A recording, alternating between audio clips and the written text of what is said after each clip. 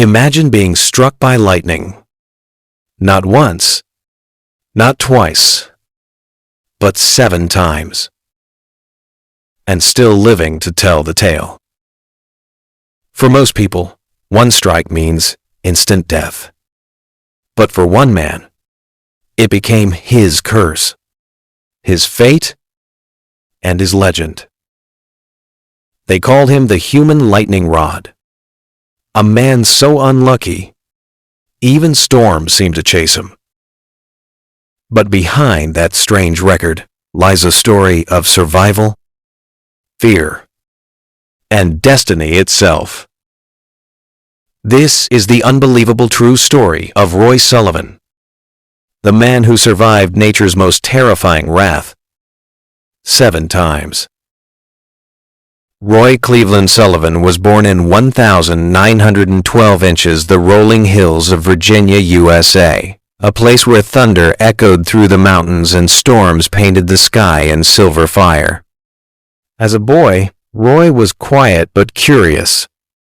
He loved climbing trees, exploring forests, and watching lightning flash across the horizon, never realizing that one day those same bolts would be drawn to him like fate itself. He grew up in a poor but hard-working family, learning early the value of resilience and respect for nature.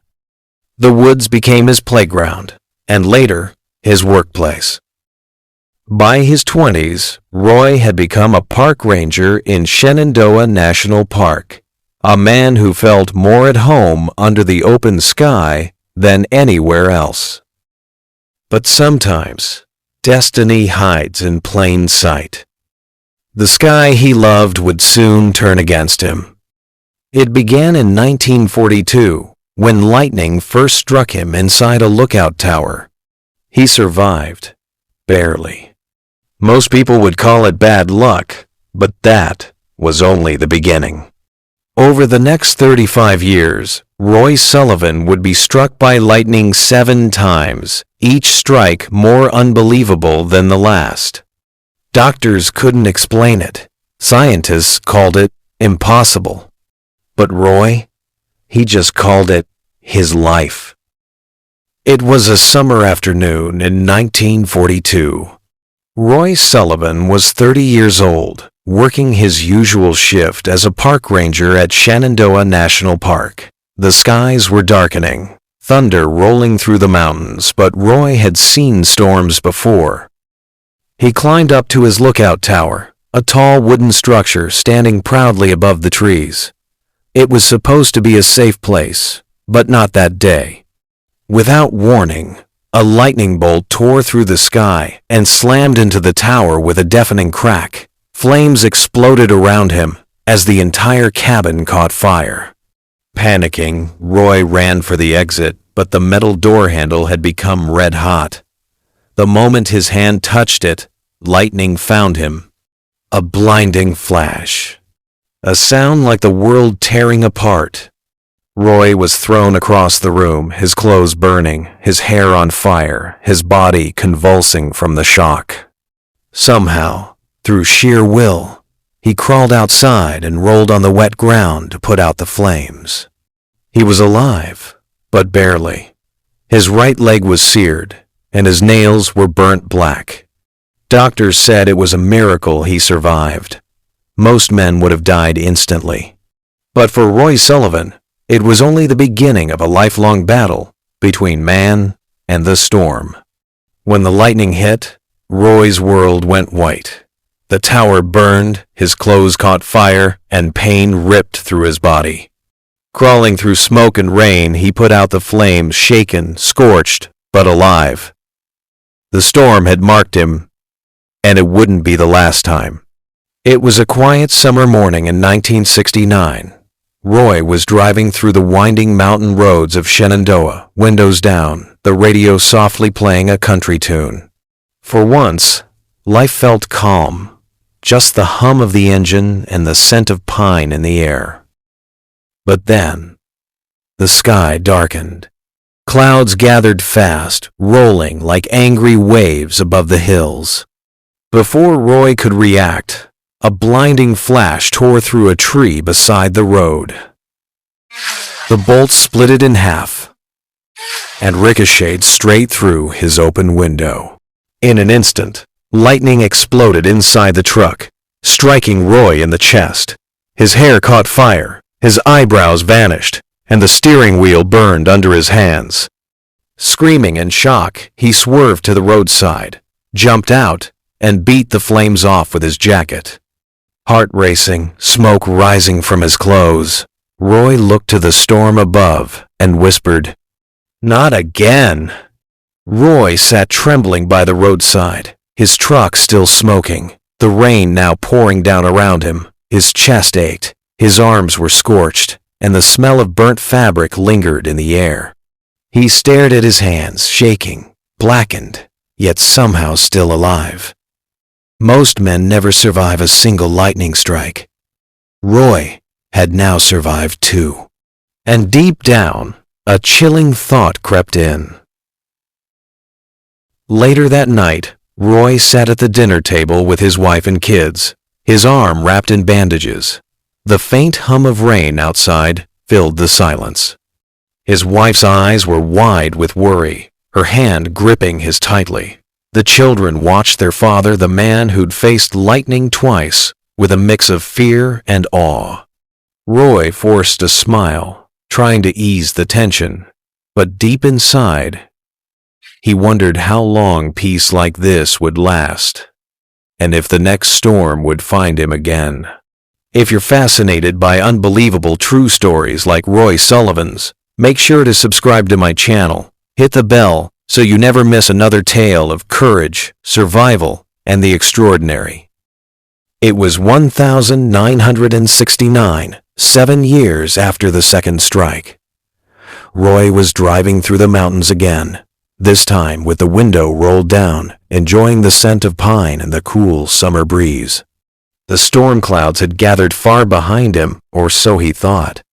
Out of nowhere, a blinding flash exploded through the open window. Lightning struck the metal frame of his truck, leapt inside, and tore through his body like liquid fire. His hair instantly caught flame, and the steering wheel scorched his hands. Disoriented and screaming, Roy swerved off the road and somehow managed to stop the truck before crashing into a ditch. He stumbled out, smoke rising from his head as he patted out the flames with trembling hands. For the third time, the sky had found him, and this time, Roy began to believe he wasn't just unlucky, he was cursed. Roy sat on the side of the road, rain pouring over him as if the heavens were mocking his pain. His eyebrows were gone, his hair singed down to the scalp, and his skin smelled faintly of burnt fabric. A passing driver stopped, stunned by the sight of a smoking man clutching his head in disbelief. At the hospital, doctors shook their heads in shock, not just that he survived again, but that it happened to the same man. Roy laughed weakly, but deep down, fear began to settle. He started to wonder, what if the lightning wasn't done with him yet? Roy woke up in the hospital, his arm wrapped in thick bandages, skin blistered and still aching from the burn. The sterile scent of antiseptic mixed faintly with the smell of rain drifting through a cracked window. His wife Martha sat beside him, eyes swollen from crying, holding his hand as if she could keep lightning itself away. The doctor shook his head in disbelief, saying softly, "He's lucky to be alive, again." But luck didn't feel like the right word anymore. When Roy finally returned home, his 2 young children, Tommy, barely 8, and little Sarah, only 5, hid behind their mother's skirt, staring wide-eyed at the man who looked like he'd wrestled fire. Martha forced a trembling smile, but fear lingered in every corner of the house.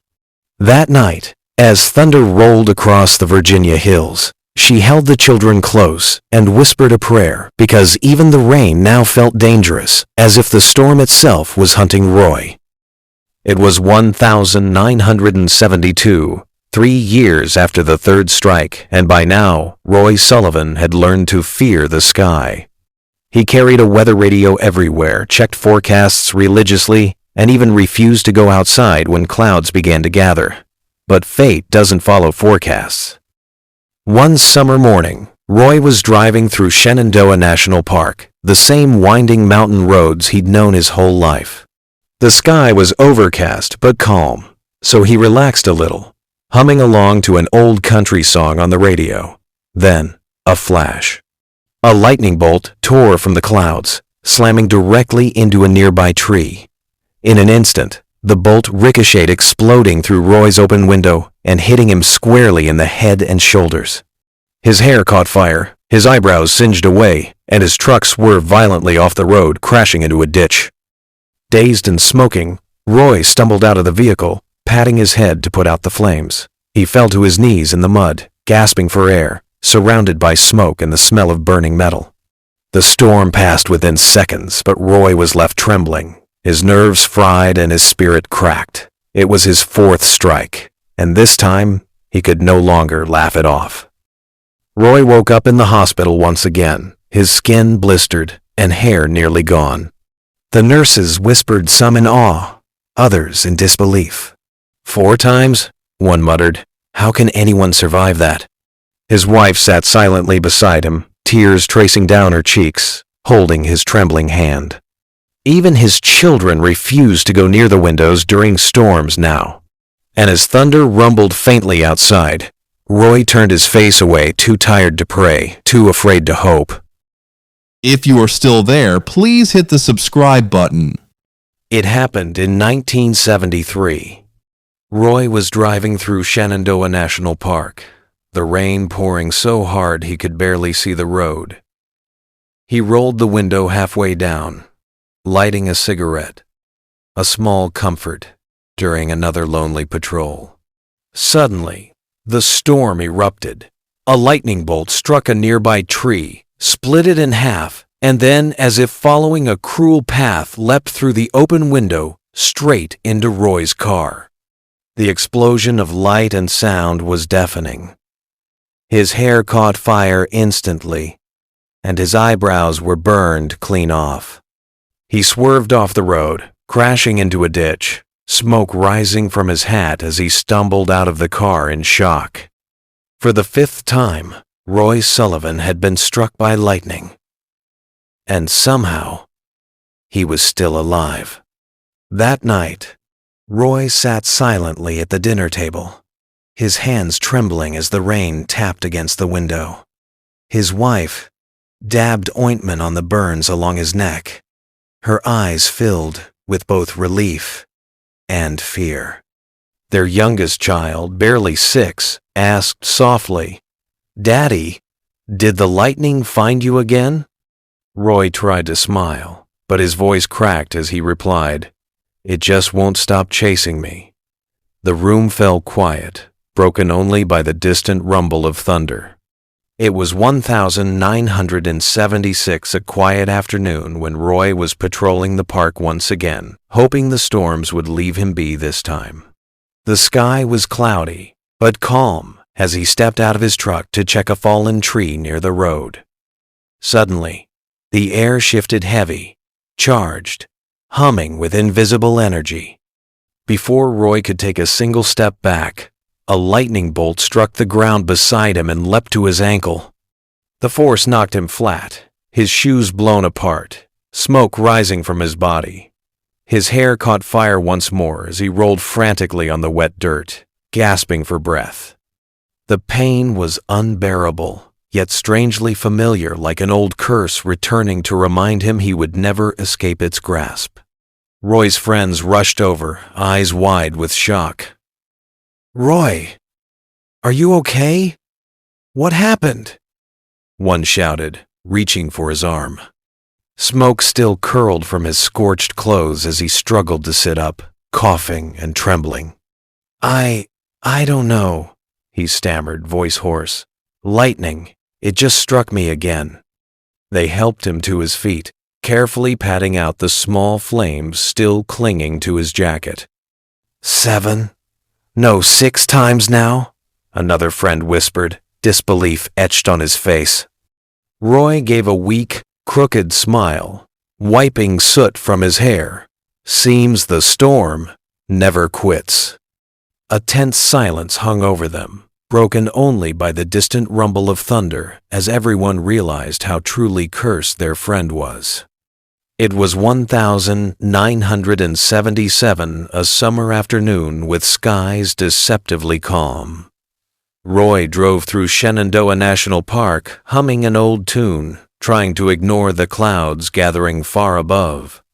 He had survived 6 strikes already, each one leaving scars deeper than the last, yet something in him told him the storm wasn't finished. As he stopped to check a fallen branch by the roadside, the air shifted again, heavy, electric, buzzing like an unseen drum. Roy froze. A sudden flash ripped through the sky, and a bolt of lightning struck him directly, searing through his body from head to toe. His hair ignited instantly. His clothes smoked and hissed.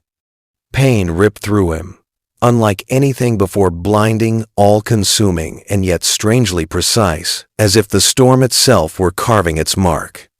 Roy collapsed to the ground, rolling instinctively to extinguish the flames. Each breath felt like fire in his lungs. His body convulsed under the raw energy coursing through him. Time seemed to stretch a flash of white, a scream swallowed by thunder before he finally lay still, drenched in rain, barely clinging to life.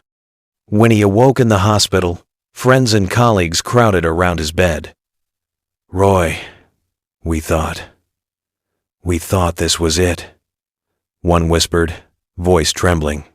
Roy managed a weak, exhausted grin. "Not yet," he rasped, hair singed and eyebrows gone. "The storm, it finally let me go." Doctors shook their heads in disbelief. Nurses whispered about miracles. For the 7th time, Roy Sullivan had survived the impossible, and now, at last, the curse seemed to have run its course. Years later, Roy Sullivan's unbelievable survival became more than legend. It became a case study for science. Medical teams, researchers, and storm experts from around the world gathered to understand how a man could endure 7 lightning strikes and live. Charts, X-rays, and reports lined the seminar hall as doctors debated, hypothesized, and marveled at the sheer resilience of the human body. Roy stood quietly at the front, his hair still streaked with silver, scars faint but visible, a living testament to survival against impossible odds. One by one, the speakers shared his story, dissecting the strikes, the injuries, and the miraculous recoveries. Every medical explanation only deepened the awe surrounding him. Then, the room fell silent.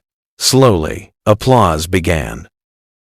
First a few hands, then a wave that grew until the entire hall was clapping. Doctors, nurses, and scientists stood, some wiping tears, all honoring the man who had stared death in the face 7 times and walked away. Roy Sullivan lifted his head, a quiet smile on his lips, feeling the weight of every strike, every scar, and every miracle. For decades, storms had hunted him. But now, for the first time, he stood victorious, not over lightning, not over fate, but over fear itself. What lesson did you take from this unbelievable survival? Drop comments. Moral of the story: life can strike us in ways we never expect, often repeatedly and without warning. Yet, true resilience isn't about avoiding the storms, it's about surviving them, standing tall, and moving forward even when the odds are stacked against us. Roy Sullivan's life teaches us that courage, perseverance, and the sheer will to live can turn the impossible into reality. Sometimes surviving isn't just about luck, it's about refusing to give up. Thank you for watching. If this video didn't waste your valuable time or added any value to your life, even just a little, please consider subscribing to Hello Stories. Until next time, goodbye, warriors.